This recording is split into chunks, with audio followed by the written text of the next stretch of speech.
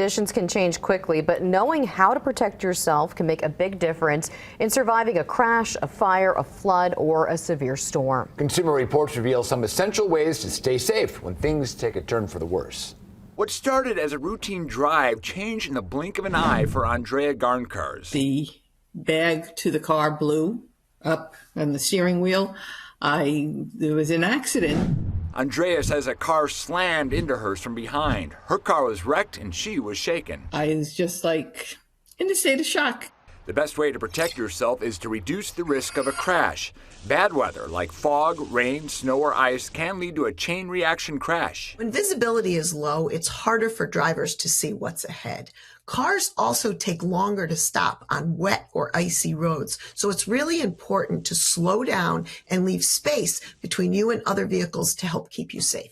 Pay attention to the drivers around you, especially those following too closely. In slippery conditions, ease off the gas to slow down instead of applying the brakes forcefully, which can cause skidding. There are other scary car situations where Consumer Reports says knowing what to do can make the difference between life and death. While less common than they were decades ago, almost 400 passenger vehicle fires still happen on average every day. If it happens to you, act fast. Pulling over immediately is crucial if you smell smoke or see flames. Once stopped, shut off the car, get out, and move at least 100 feet away from the vehicle and call 911. Attempting to fight the fire on your own, especially without the appropriate extinguisher, can be a deadly mistake. Consumer Reports also recommend staying away from the front and back of the car to avoid flying parts. It's safer to stay upwind to avoid breathing in harmful gases, and if you can, stand behind a guardrail or off the road in case another car hits the vehicle. Then there's flooding. Flooded roads are more dangerous than they look. Just 12 inches of water can sweep away a small car, and 2 feet of water can move larger vehicles.